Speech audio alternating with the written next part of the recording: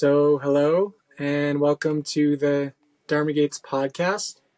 Dharma Gates is a nonprofit offering introduction meditation experiences to young people with the goal of introducing young people to authentic pathways into formal Buddhist meditation training. We do that through a lot of different mediums, including our multi-day silent retreats, but also online events and podcasts like this. For more information, you can go to dharma-gates.org to see all of our current and upcoming events. Today, I'm really happy to be joined by Reverend Allard Kieres. And Allard is originally from Oregon, went to college in Eugene, where he met his first Buddhist teacher in 2007 and started practicing Soto Zen. In 2008, he moved to the Eugene Buddhist Priory, where his teacher was residing at the time. In the fall of 2009, he lived there for 3 years and then was ordained in August 2012. Shortly after his ordination, he moved down to Shasta Abbey, where he had trained. Him and his teacher moved to Shasta Abbey, where his teacher had trained for 14 years as a young monk before taking over as the chief priest of the priory at Eugene, Oregon. Allard has resided with his teacher at Shasta Abbey ever since, and currently is in charge of the kitchen, which is known as the Tenzo. And just to introduce myself, I'm Nicky, one of the founders of Dharma Gates and board members. I've practiced in a variety of traditions, started out in Zen, still have an interest in Zen and more particularly Chan these days. But the bulk of my practice has been in Theravada Buddhism, living in some monasteries and doing some longer silent retreats as well. So yeah, thanks for making time today. Yeah, thanks for having me. So first question I have is, so kind of curious, like, what was your first sort of encounter with the Dharma and how that maybe led you into practicing meditation, practicing Zen? Mm-hmm. Like you said, I went to school in Eugene, Oregon, and I had a focus in art, and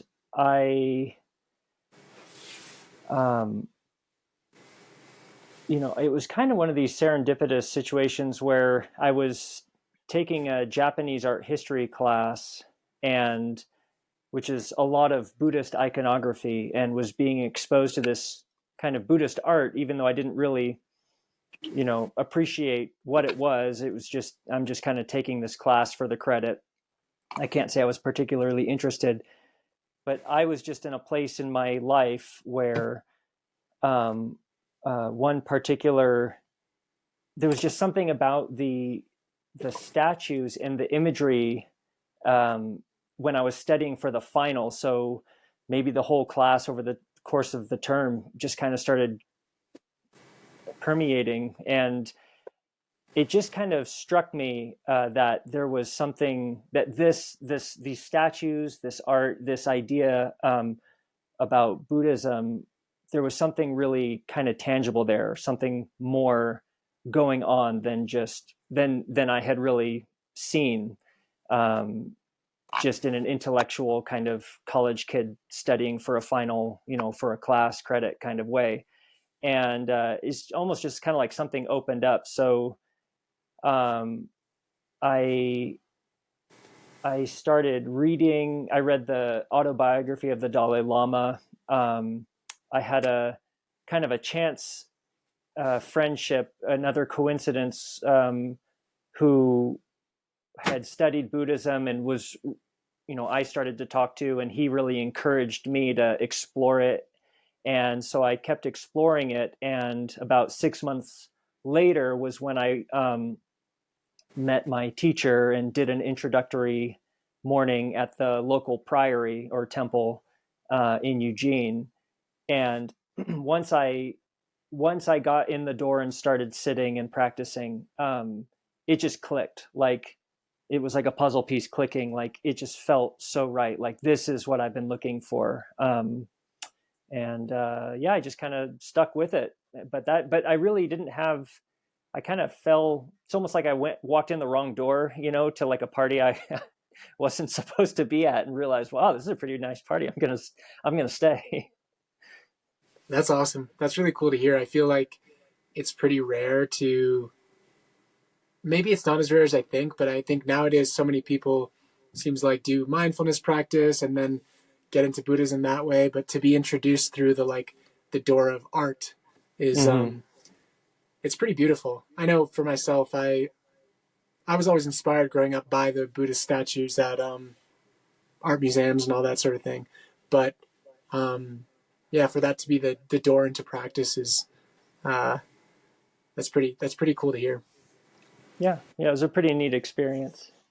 Have you kept up with making or involved with any Buddhist art, or did art kind of fall by the wayside and you picked up meditation more so?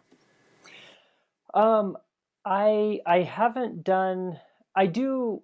I play around with a little bit of art here and there, just kind of for relaxation. But I haven't really done any Buddhist art or anything like that. I used to write a little bit of poetry in my early novice years. And I have sometimes wondered, like, gosh, should I be more creative? But when I think about that, I actually realize that for myself, like that creative outlet gets made use of in my daily life. So as the cook, um, it's like that energy gets made use of in things that one might look at and not consider art, but just running a kitchen, making a meal every day, and just daily life. It's offering us many opportunities to be creative, to think outside the box, and it's, in my opinion, utilizing that artistic, that creative spark, just maybe in a medium that people might not recognize so readily because it's not something you would hang on the wall and show to people. But so long answer to say no, I haven't been doing much quote unquote art lately. Yeah. Well, it's funny you say that. I think when I asked the question, I started to think maybe your current role as Tenzo would, there's obviously making food for some people literally is art, Yeah. but that makes sense. Yeah. So going back to your kind of those early years, curious, how you met your teacher and if it's the same teacher you have today, and was there Mm-hmm. anything in particular that stuck out to you about them that led you to wanting to, study with them? And who is it? Who is your teacher? Yeah. Yeah. So my teacher is a monk named Reverend Oswin Hollenbeck. He was a student of Reverend Master G.U. Kennett, who is the British woman who trained in Japan in the 60s, moved over to California somewhere, I think around 1969, founded Shasta Abbey in our order. Um, he was the prior or chief priest of the Eugene Buddhist Priory from something like 98 until 2012. And like I said earlier, when I started getting interested in Buddhism, I Googled um, Buddhism in Eugene, Oregon. I found the Priory. That was one of the things that came up, and they had an introductory morning. So I did that. And like I said, it just kind of clicked. Something really felt right. And so I had tea with him at the time. After I started practicing there, I had some questions about some things that I had been reading in the Pali Canon, and and I think what struck me about him, he's a very kind of gentle, honest person, and I think I just saw someone who was very sincere in their practice, and it's also something that you can't really put into words. It's just kind of like I was just impressed. Like, here was this human being who, you know, was doing this practice, and you could just feel like something's different about this person. You know, if you've ever spent time around, you know, long time lay practitioners, people who have really been practicing for a really long time, Buddhist monastics, there's just, you know, when people really give themselves to the practice, we're doing something, you know, we're all doing something. And so I think I felt that, and there was a part of me that thought, wow, like, this is what I'm looking for. This person knows the way, like, so, and I want to know the way. So there wasn't anything formal at first. I just, if I had a question, I would ask him, I would sit with the group, and just over the course of the next couple years,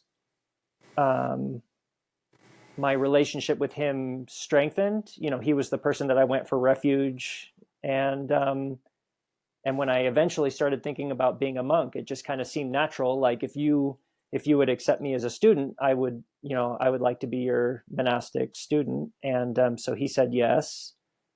And then just kind of as a matter of circumstance, we wound up moving down here. So he's down here at Shasta now also.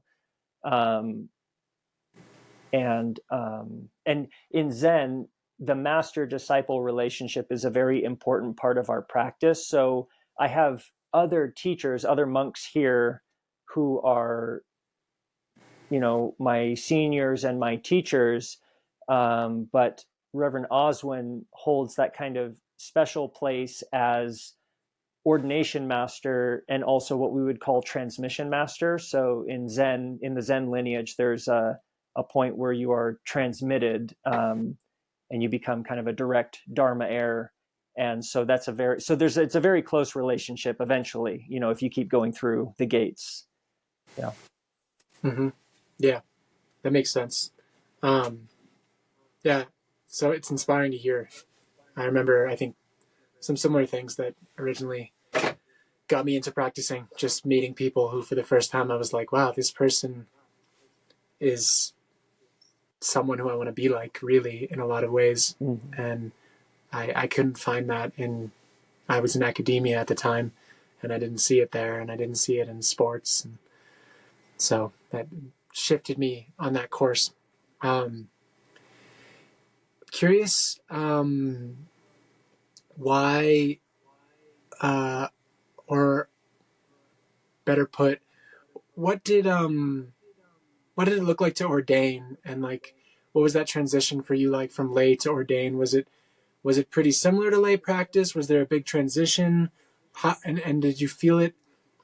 Also curious what, if there's any specific vows that are, I mean, maybe there's too many to count, but curious, like, every tradition's vows are different when they make that step into ordination. And I'm curious what in your lineage that entails. And sort of how it, at the time, especially early on when you were ordained, like maybe those first months, years, if you noticed a transition in your practice. Mm-hmm. Yeah, I think the first and most obvious thing is that when we become monks, we're living the temple life full time. So before I had moved to the priory, I was working, living life, just kind of hanging out with my friends and whatnot. But then once I actually moved to the priory, it you're in it 24/7, you know, and so there's definitely a shift in learning to kind of sit with yourself every day. There's not anything to, quote, alleviate the boredom, or you just have to learn to kind of sit with life. It's very compact. We call it like a hot house or a pressure cooker here at the Abbey, you know, because it kind of cooks things. It can cook things very quickly. Becoming an actual ordained monk as a novice, you are committed to, you know, in our order, you're committed to celibacy. We don't drink or smoke, you know, really, it's like, although we have the precepts, so we are Mahayana, so we have the 16 Bodhisattva precepts, the 10 kind of standard, the 5, and then the greater like Mahayana 10, don't kill, don't steal, etc. But the life of a monk kind of is its own container for trying to get you to see through yourself. So it's not so much about rules as it as it is. I mean, they are rules, but it's more just like an attitude of mind. If you really kind of started making a mess, someone would have to say like all the rules that the Buddha made, it was not because he wanted to make a rule, but because someone was kind of making a mess of things. And he says, okay, come on, stop doing that. But we don't go out on Friday nights, no drugs, sex, and rock and roll. It's a contemplative life. And in the early years, I knew what I was getting into, but it's interesting to see when you actually put that stuff down and remove yourself from those influences, there's some part of us that just, the way I think of it, it kind of craves to be distracted. There's a part of us that we encounter the truth of daily life, of reality, like right in front of us. It's right here for us to like see at all times. But often that truth of life is so raw that we actually are constantly looking for a distraction to either like blur it. So it's almost like a bright light that we're looking through like glasses, or even wanting to like not quite look at it at all, depending on our wish to practice and to like know the truth of reality. So I think at first it was actually easy because I was riding this wave of excitement and idealism, but then the life and the practice really settles in, and it's day after day after day, and eventually that wave subsides, and you really have to start looking at yourself. You really have to start letting go of your attachment to things, and it's a pretty incredible experience, and it's what we're all doing. So it's not, again, unique to monastic life. Lay people can do it too. It's just that monastic container is packaged in such a way that we are like really engaging with it. There's less places to run, even as monks, if we're not careful and sincere in our practice, like we can still learn how to escape that kind of responsibility of our daily practice. I don't know if that made sense or answered the question. Yeah, totally answered it really well. I appreciate it. Okay. I think I'm personally been, so I'm 29. I've been interested in ordination since I was like in a serious way, since I was probably 24, 25. Mm-hmm. And I think I'm hoping for the conditions to come together this winter. But one reason why I've considered Chan and Theravada was because the vows tend to include celibacy and are strict on the not using substances, which are important to me in ordaining. So it's really cool to hear of a Zen tradition that is celibate and is kind of like, seems strict on the not intoxicating. Oh yeah. Yeah. It's really great to hear, honestly. I as someone who's, I like to read a lot of the Pali Suttas, and the Buddha seems to emphasize those two aspects of training quite a bit. So I'm happy it sounds like a really great training opportunity. And also, yeah, imagine how there would be, the other thing that comes to mind for me is I'm reading this book, Digital Minimalism, and just talking about all the ways in which we're just constantly using technology to distract our minds from any moments of solitude, like texting, phone, social media. And I've pared down a lot, but I know what you're saying just reminds me, it sounds like your monastic life, or what Shasta Abbey is trying to do, or in general, trying to prevent those distractions and really just being with your experience and reality moment by moment. And I feel like nowadays we have so many opportunities to not do that more than ever, it seems like, with, screens everywhere. So, yeah, it's cool to hear. Yeah. On that note, I'm just curious, like, do they have guidelines on using technology at Shasta Abbey, or like, is it like supposed to like only use cell phones during what is it called, Hosan, or is there? Mm-hmm. Curious if there's any assistance there, or it's kind of like you guys figure it out, the monks. Yeah. Mm-hmm. When we're novices, there is a pretty strict policy of no personal technology, no phones, no personal laptops, no nothing. We have access to computers, but even then, it's like not my personal computer. It would be the computer like in our library. And even then, you're really just, you can't just get on the computer and go web surfing and kind of do whatever you want. It's like you have to have permission. You have to have kind of a purpose. It's really an opportunity to just, it's like, what do you think you need to do on the internet? Like why do you need to go on that computer? Like, what is it that you actually have to do? Well, I need to check my bank account. Okay, great. Like, go ahead and do that. So I grew up building computers, so I love technology. And it was really, really useful. I didn't even use email. I could have, we were allowed to use email, but I just wrote hand letters Wow. to my family and friends. And it was really, really helpful to put it down. I put it down for the whole of my novitiate. And then when you're transmitted, which is like transmission for us is like is kind of like for Theravadins, like them taking the higher or the full ordination. That would be our kind of Zen equivalent in that way. So you begin to get to undertake more responsibility in your own practice. And so depending on your teacher and their guidance, you have more freedom to make your own choices of, okay, I can use the internet now, I can use my computer now.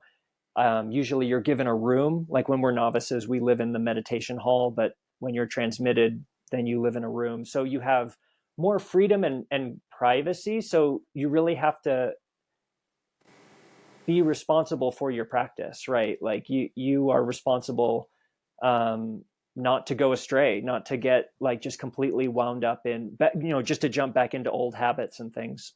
Mm-hmm. So I'd say for the transmitted monks, but then especially like the seniors, once you are given your teaching certificate and certified as a teacher and as a senior, complete senior, then it is expected that you're responsible for your practice. Not that the other monk senior to me couldn't notice me doing something and be like, hey, like, why are you doing that? Like, you need to think about that. Like, I have an old phone that my dad gave me. I use it to like place the dairy order. I'll text our local dairy man and stuff. And but like I'm not walking around with it in the temple. It's like it's a tool in my desk, and I use it and then I put it back. And I have a computer here in my room. Obviously I'm on my laptop here, so it's like we hopefully have learned to use technology at this point. I've been a monk for 12 years, responsibly and to know ourselves well enough. And the monastery is trusting that we know ourselves well enough that we're not going to create harm or get pulled off of out of our vocation, at worst, because we get distracted by something. So it really is something that we're being entrusted with, that we can be responsible for how we use things of the world. Mm-hmm. Yeah.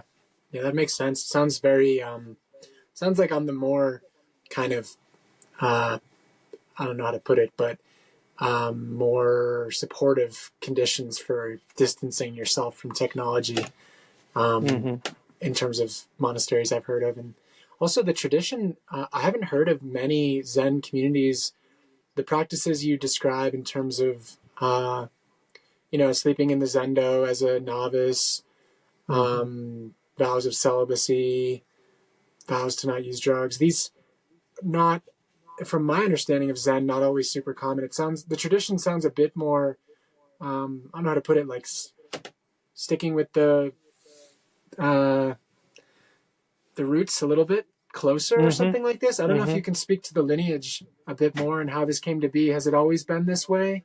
Is it from Dogen? Is that why, or is there another reason?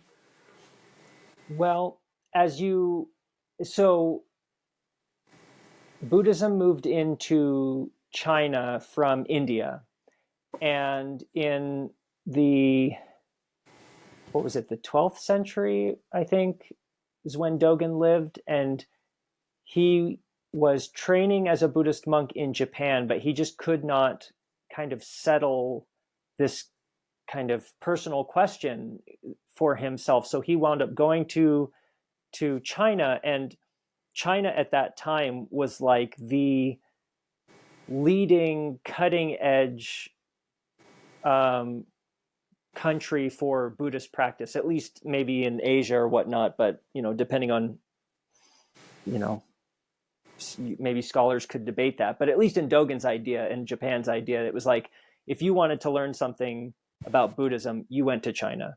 Mm-hmm. So he went to China. So everything that we're doing now has its roots in Chinese monastic Buddhism, which Mm-hmm. had really kind of formulated these ways of doing things. Monasteries were well established by that point. And I think the Buddhist monastic culture had been quite well established over the centuries, through trial and error.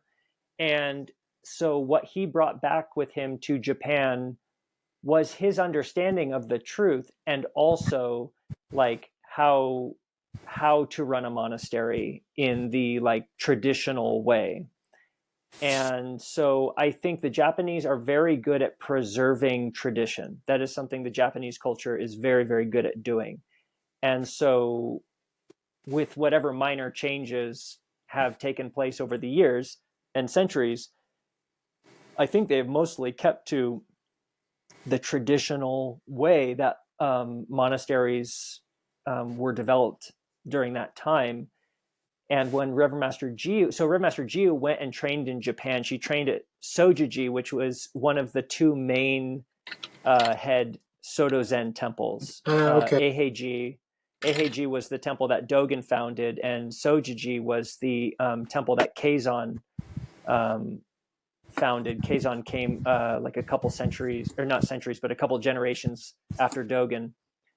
And so her teacher was the abbot of Sojiji at the time, and he had invited her over and made it possible for her to train at Sojiji, which at the time was an all male. I think it's still an all male monastery, and so she saw everything of how it was, quote, supposed to be.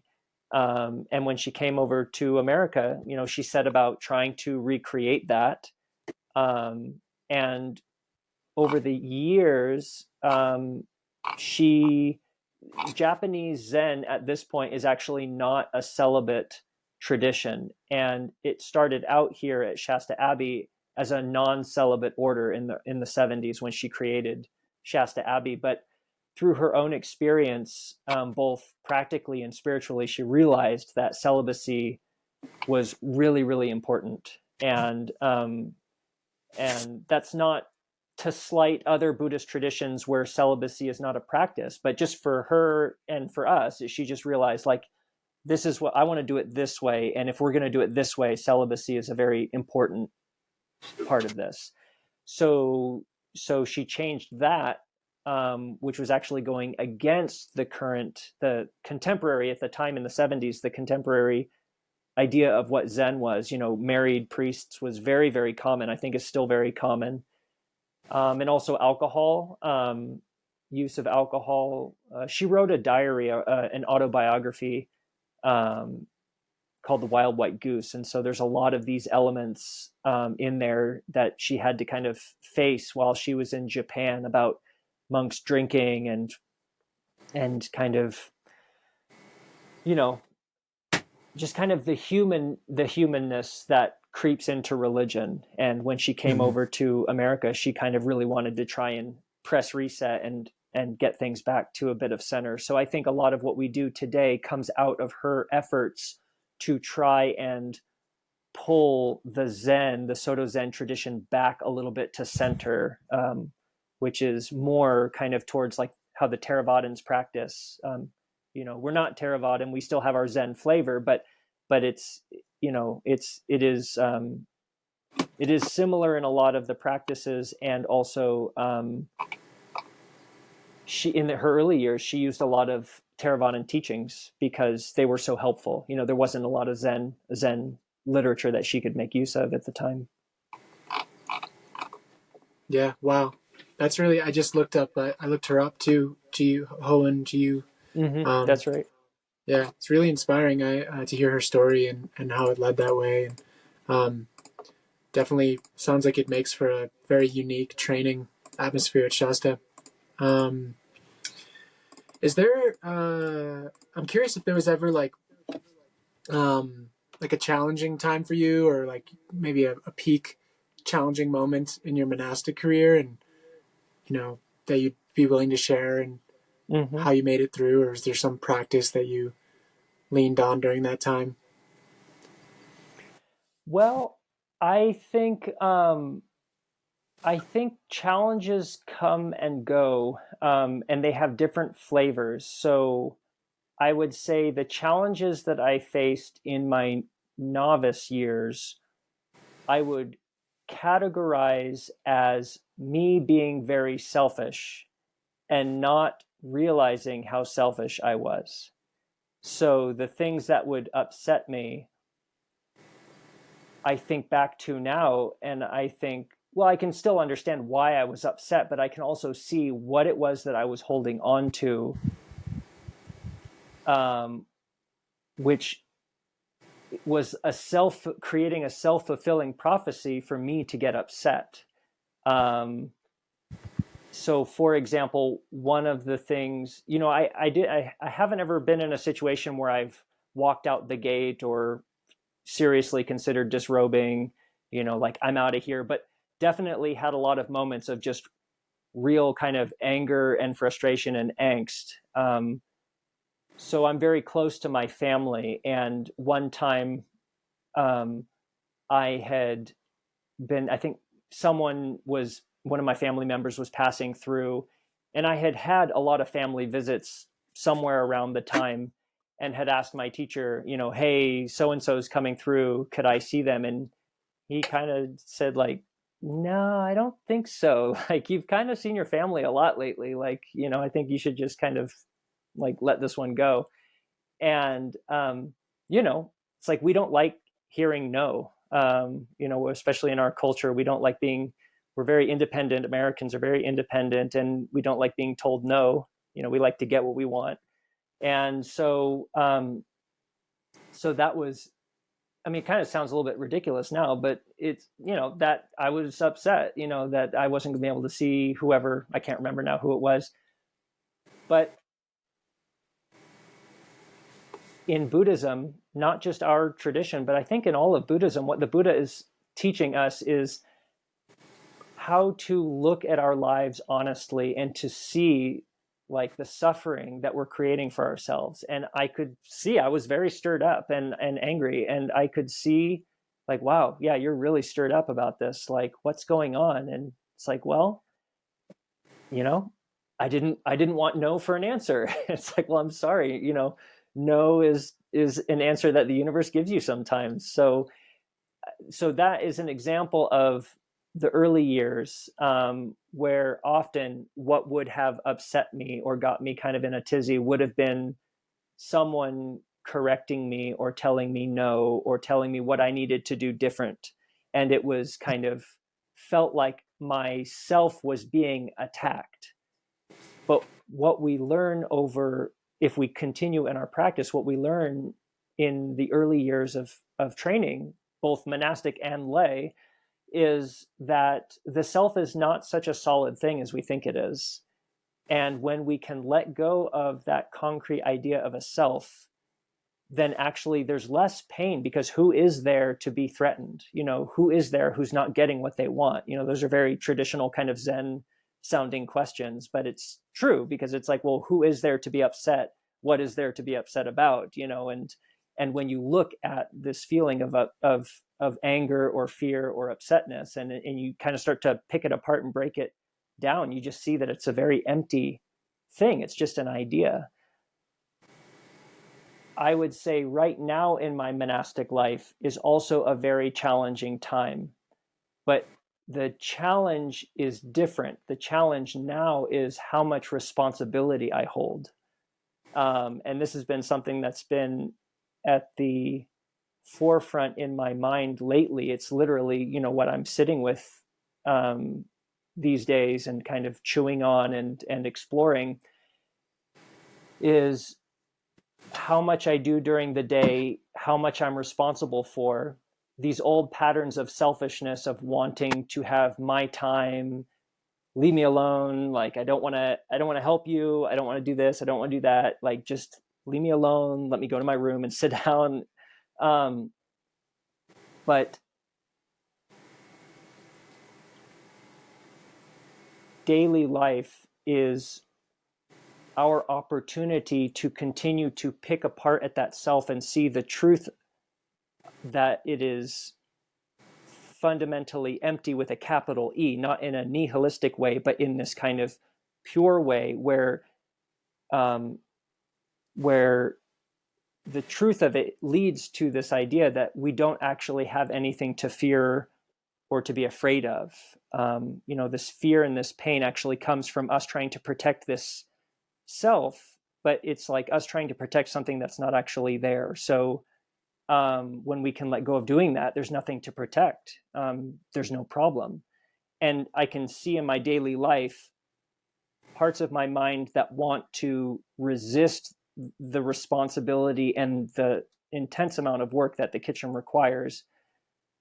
But I can also see that 12 years of practice has strengthened some sort of muscle, quote unquote,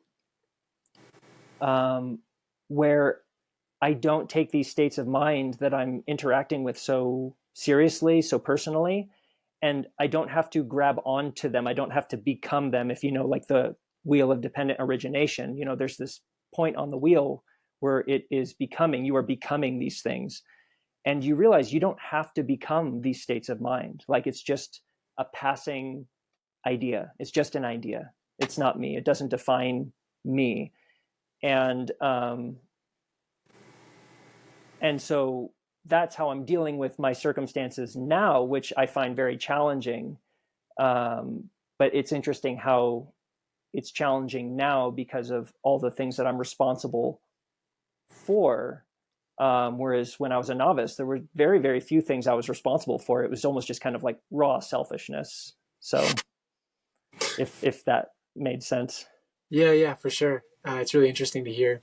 I mean, it sounds like, I've only lived in Zen monasteries for small stints, I think a month or a little more at a time.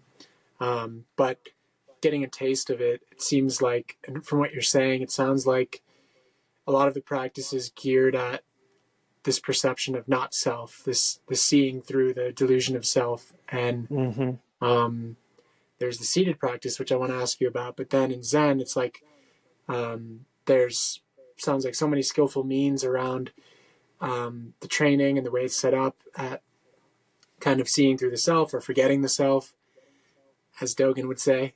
And it sounds like the Tenzo position is another way, maybe a more advanced in some ways, because it doesn't seem like they didn't give you that position until you were quite a ways into your training, but another way of another angle at that self, and another perhaps opportunity to cut the self off. And so that's really interesting for me to hear. And yeah, I'm curious sort of how that relates to your seated practice, and maybe if it relates, but also if you could talk a little bit about what instructions are generally given there. I imagine Shikantaza is the primary practice. Is it the only practice that people do there? And yeah, and I have some more follow-ups probably too. Sure. Yeah. Shikantaza is our main practice. So just sitting is how we would translate, Shikantaza, just sitting. It doesn't mean that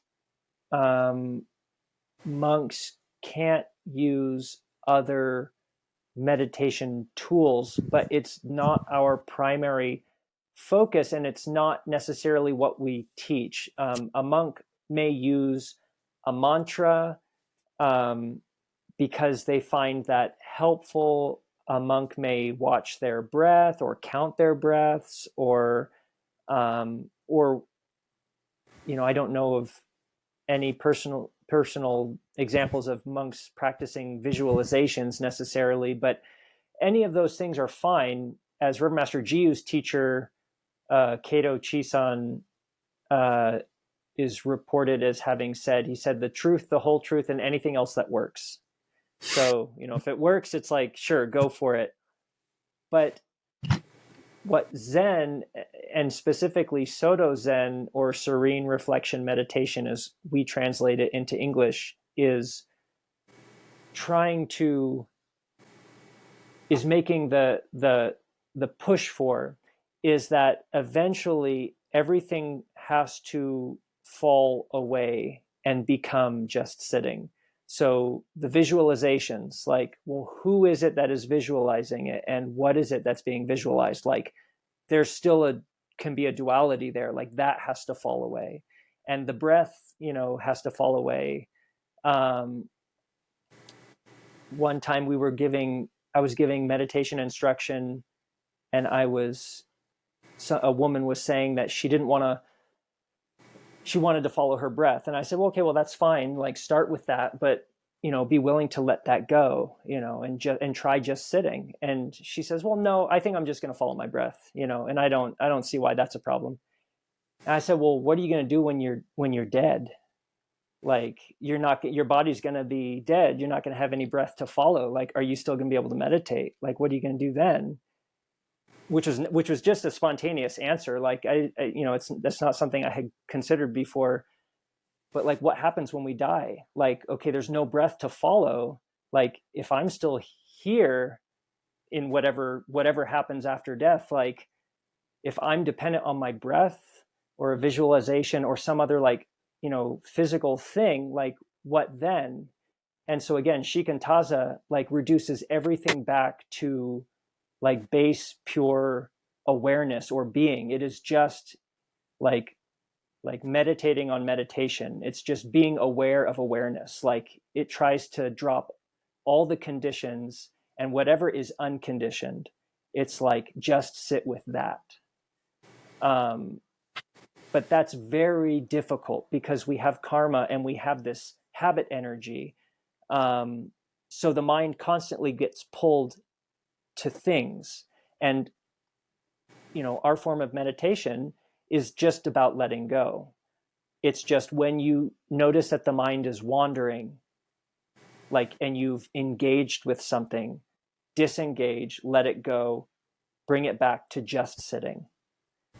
And you asked me, like, if the kitchen or this kind of, like, period that I'm in now and how that influences my meditation. Well, it's that, parts of my day get me stirred up. So then during evening meditation, I'm sitting there and I'm watching my mind get pulled off into these arguments or into self-defense or whatever, or just distraction. Like, I just want to like zone out and, and just be distracted for a little bit. But, I want to try and get beyond that and really kind of sit and let those things go and sit within this placeless place of just awareness and just being. So that's the work, kind of at whatever stage we're at. It's like, where's our mind getting pulled off to? What are we habitually running to mentally? And can we let that go? Wow. Yeah. I think, I appreciate you sharing all that. And,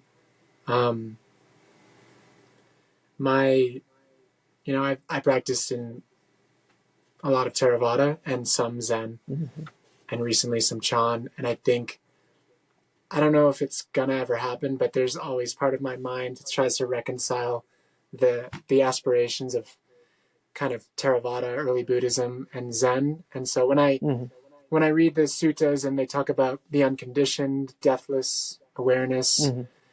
and talk about attainments as seeing through the delusion of self, and the Buddha talks about the emptiness of all the khandhas. And so part of me always just wants to say, like, well, the goals seem like they could be similar or maybe even the same. And I'm curious if you have any thoughts on that matter, or if they're viewed as, it's Mahayana, it's Theravada, the end goal is different. One is Bodhisattva, one is Arahant, and they shouldn't be meddled, or just kind of curious if kind of how you see things in that way.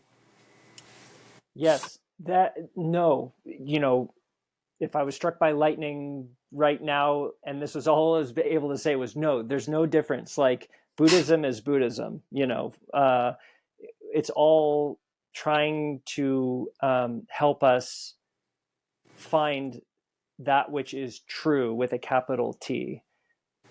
I, as a young monk, struggled with that idea because the Arahant ideal seemed so like, yes, I want that. And this idea about the Bodhisattva is like, what does that even mean? I have to give up, enlightenment, to help people. Like, no, I want the Arahant. And so I saw them as a very kind of two conflicting kind of ideals.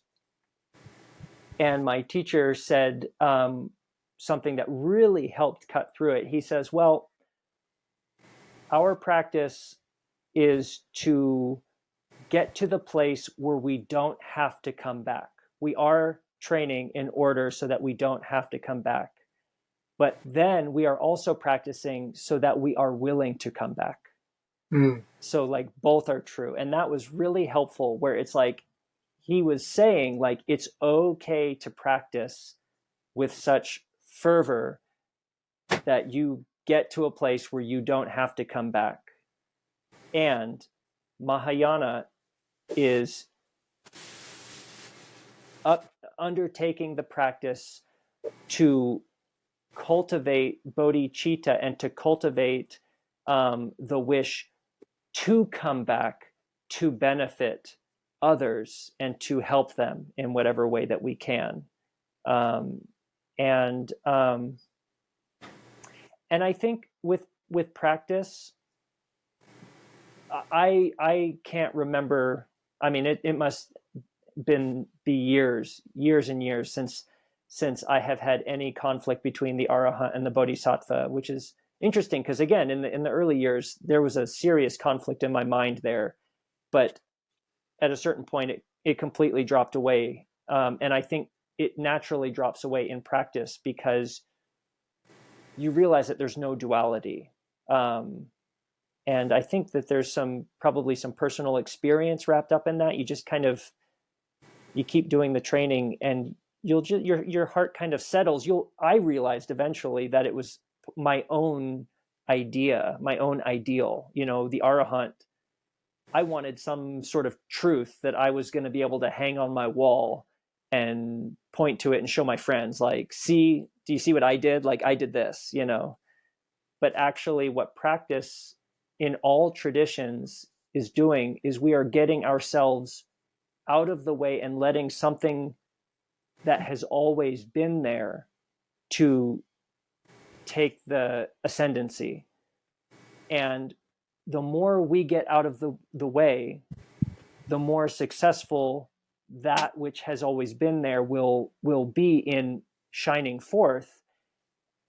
And if you're not in the way, then I mean, because Arhat and Bodhisattva, like those are just ideas. Those are human conceptions, like being imparted upon something universal that like really at the end of the day transcends words and human concepts and time and space and whatever. And so you do the practice, you let go of the self, and those things naturally wash away. They don't become these huge issues because we're the ones, like it's myself that's kind of turning it into this issue and this concrete idea.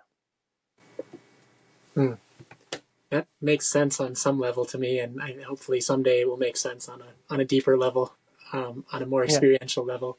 But no, it's really great to hear, and it's interesting. You also had this a little bit of duality early on in your training, because I think, I mean, for me, I derive a lot of benefit from practices in Chan and also Soto Zen, specifically silent illumination, serene reflection, and also like Guan Yin, and there's a lot that seems to benefit, but there is this feeling of like, I definitely want rebirth to end though. Like that's my interest. Like I want, the classical escape from cycle of birth and death. And, but one thing keeps me around in Zen a lot is when I read Dogen, he does say, he'll talk a lot about this. The goal is to cut off this cycle of samsara. And he talks about it a lot. And the urgency of life and death. And so clearly it's not divorced from that traditional Buddhist, like you said, just like Buddhism, this Buddhist aspiration, and the sort of cautiousness around samsara is certainly not lost, does not seem lost on Dogen, at least. So yeah, I appreciate you sharing that. I always hesitate a little bit because I don't know, sometimes I feel like they both can exist. I don't need to like reconcile, but it does help me a lot to know there's some at least compatibility. Cause and it sounds like, especially at Shasta, there's, with your founder also sounds like she started out in the Theravada a little bit too, as well. Mm-hmm. So was teaching some of those practices. Yeah. Well, thanks for sharing that. I think one more thing I want to get to, I could ask more and more about that for sure. But one more thing I'd like to get to is, so if someone was listening and they're kind of interested in the training you've done and Shasta Abbey, I'm curious, one, is there anything important you'd like to tell people about training at Shasta in general? Maybe things that are especially inspiring, or maybe things to caution people about, or anything that kind of comes to mind. And then also kind of like what it would look like, what is the standard path for someone coming, say they're a lay person with maybe a little bit of experience or maybe not much, and what are sort of the steps one would take to starting that training? Mm-hmm. Yeah. So we have a website, shastaabbey.org, and there's information on there about coming and staying at the monastery, participating in retreats. It's a fairly straightforward process, I think, if people are familiar with going to other training centers, just getting in touch with the guest office and, saying that you'd like to come, and they'll walk you through the process. And I think advice for people who want to come, if you come, be willing to, at least while you're here, try our practice. Like you wouldn't come to a Zen monastery to practice Tibetan Buddhism. Like you'd go to a Tibetan Buddha. You wouldn't go to a Tibetan Buddhist monastery to practice Zen, right? Like, so I think sometimes people come and they have a previous practice and they want to come and be at the monastery, but they want to do their practice. And so I would just caution people that uh, we have a lot of guests. We try to be very open and accommodating to people. So, and I would encourage you, if you come and while you're here, like, be willing to just do things our way. And if that doesn't work, then there's no problem whatsoever. Like, we just want people to succeed in their practice. So whatever practice is right for you, like, we would encourage you to find that place. And there's a lot of teaching resources on our website. Over the past year, I think, or two, we've started a YouTube channel and a podcast, which isn't a podcast in a traditional kind of interview sense. It's just another outlet for the Dharma talks. We'll have Dharma talks on Sundays, and so we'll post those talks on the website, but also on our YouTube channel and on a podcast. So you can search for Shasta Abbey, and that will give you an opportunity to listen to the Dharma talks that the monks give and get the flavor of our teaching and our practice. And that's a way that people, in the audience can explore and see, like, well, is this a place that I'm interested in going? And there's a lot of books free on the Abbey website also in PDF form. So if what we teach and our flavor seems to resonate with you, I'd encourage you to check those out. And definitely come and see us, come for an intro retreat and just try it out. And we'd love to see you. That's great to hear. Yeah, I just popped up the podcast as you were talking. It looks like there's some great 20-minute talks on there and a little longer ones too. So I'll hopefully check some of those out. I know you got to run in a minute. I guess, is there anything people should know about the daily, maybe say like the retreat schedule or the daily schedule? Is it fairly rigorous? I know some places are getting up before 4 a.m. No. Is it a little more, It's not a 4 a.m. kind of schedule. Yeah. So we're in what's called term right now. So traditionally Zen monasteries will have 2 terms in a year, and it's kind of our way of honoring the rains retreat that Theravadins do. And we get up these days at 5:30. We'll do a 45-minute morning meditation. Then we'll have morning service where we will alternate scriptures, certain important Zen scriptures. The rest of the day will be working meditation, breakfast, lunch, rest, for an hour or an hour and a half, in the afternoon rest or work period. We usually will have evening meditation, and then lights out at around 9. And we have usually Mondays and Thursdays. Mondays will be what we call rest days or renewal days, and Thursday afternoons will usually be a rest afternoon. But like I said, we have a retreat starting this evening, so we had our rest afternoon yesterday. So the monastery, in my experience, has been very, very compassionate and well balanced. It's kind of a constant push and pull of keeping the edge, but not driving, there's no need to drive people crazy. So I think I have always appreciated our balance. So we're not trying to make it too hard or anything like that, but just hard enough that we have something to sit with. Yeah, that's great to hear. And then during retreats, is the wake up and lights out similar, or does it get extended a bit? Or it's similar. It's that same 5:30 to 9, rising and lights out time. What will usually be different during retreats is the retreatants will have more opportunity for formal sitting, for formal seated meditation. Whereas during a normal term day, there would be more monastic office work, working meditation. But during retreat time, there would be more periods set aside for seated meditation. Mm-hmm. That makes sense. Cool. I ask sometimes just because one of the other things that kind of pushed me away from Zen a little bit was I couldn't really handle the sleep deprivation, at least at the centers I was going to. Right.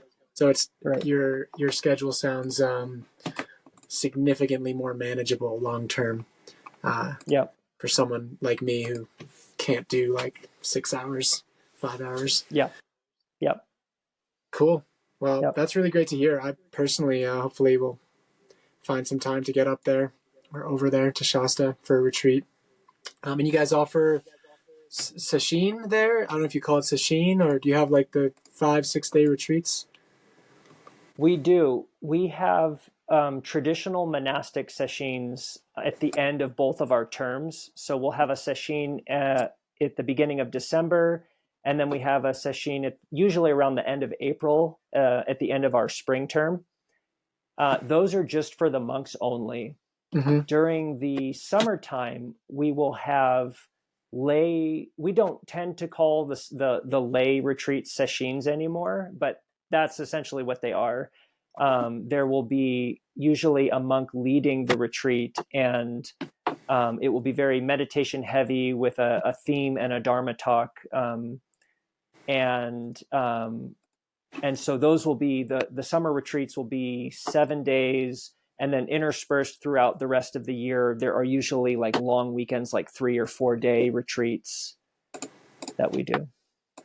Cool. Yeah, just looking, that seems like there's a lot of opportunities for people to dive in with especially the weekend. Yeah, like you just mentioned, those weekend retreats throughout. It's like you have some in September and October. Yeah. And November. So that's great to see. Yeah. We usually have a retreat a month, one retreat every month, sometimes maybe even 2.